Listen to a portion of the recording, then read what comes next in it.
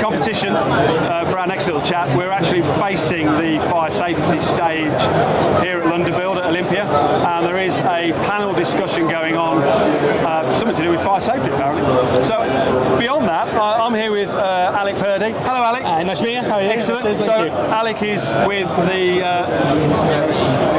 kids from Orange, from Quelfire.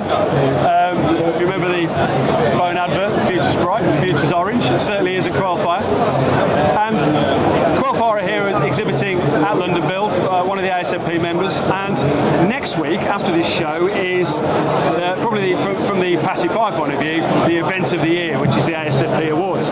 And you've been shortlisted, or Quelfire have been shortlisted for 2 categories. So one of them is Customer Service of the Year. Yeah, that's correct. Yeah, and the other one is Training and Development of the Year. Yeah, that's the second one. Oh, yeah. Excellent. So I have to say, even to be shortlisted is an achievement in itself. Yeah. Because the volume of applications that I do know comes in. And by the way, I'm not a judge, Alec. Yeah, no. So you can't ask me what the results. I actually don't know what the results are. They won't tell me because I go around talking to people like you.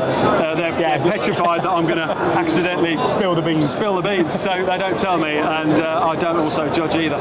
So on the basis of those 2 categories, do you want to just tell us a little bit about your customer service and your training and development, how you got to that position of being shortlisted? Yeah, not a problem. So with customer service, one of our main factors is we try to be more than just products. We do sell products, but the fire industry is getting to a stage where it's really important about education, training, so we try to offer that. So one of the things I spend a lot of my time doing is technical meetings, design, even helping people that they're not even going to be buying our products, but they have a very influence. They might be risk assessors, the NHBC. So we try to help everyone, and that's one of the big factors.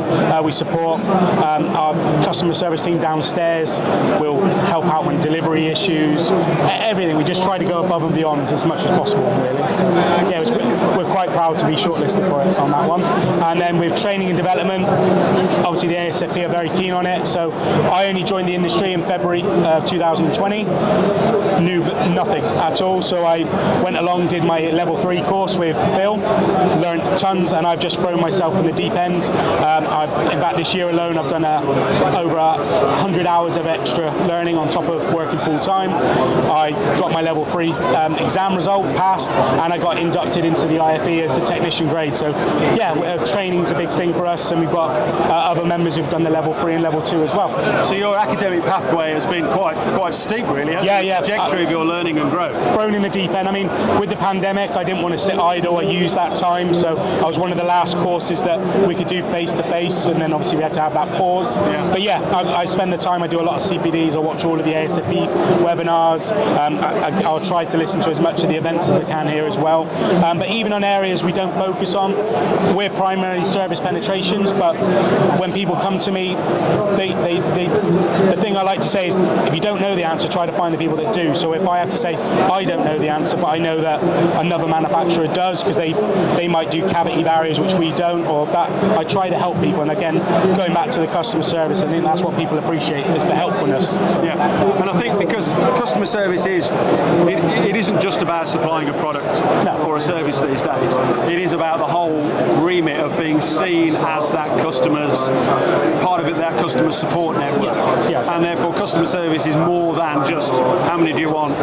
We'll send them out tomorrow. And education and educating, our job is to educate our members and the wider, stakeholders in the industry. From your point of view, your job is to hopefully educate the designers, specifiers, and the people using and installing your products to be able to make sure that compliance is met all the way through. Definitely all the way through, and it's again, sometimes I'll even explain this. They might look at a product that actually would probably be more expensive, and you're like, oh, win-win. No, you don't use that. You need to use this. This is the reason why. And again, I think they appreciate that when you're trying to go above and beyond to make sure at the end of the day these products are used for life safety, and that's what we're here to do and support. So, so we're here. I think we're sort of midpoint day 1 on. What are you looking to try and get out of this show? Have you got anything new you want to particularly talk about, or is it a question of consolidating and position with current customers and growing new ones? Yeah, obviously to reach out to the audience. What we find at London Builds very different from say the other events, which are more obviously fire focused. Yeah. This does have the fire stage, but we see a lot of architects, design managers. So again, one of the things we try to promote is early engagement, and trying to understand that the earlier you get this involved, you can design the thing that later on when the fire stoppers come in or the M&E, whoever's doing it, they've got a compliant detail to work to, and that's the sort of message where the architects, I think, especially with this Building Safety Act, the emphasis is going back more on the design. When you look at the document, the purple book that the ASFP helped create, the golden rules, the 7 of them are about designing, and I think people are not aware of that, and that's one of the things we're trying to push today. In fact, we have a talk later on today to try and push that as well, so if you are around, come and see us. Excellent. Yeah, that's fine. Use the I do know it's interesting because of course Quelfire are quite prominent in terms of the social media stuff you do.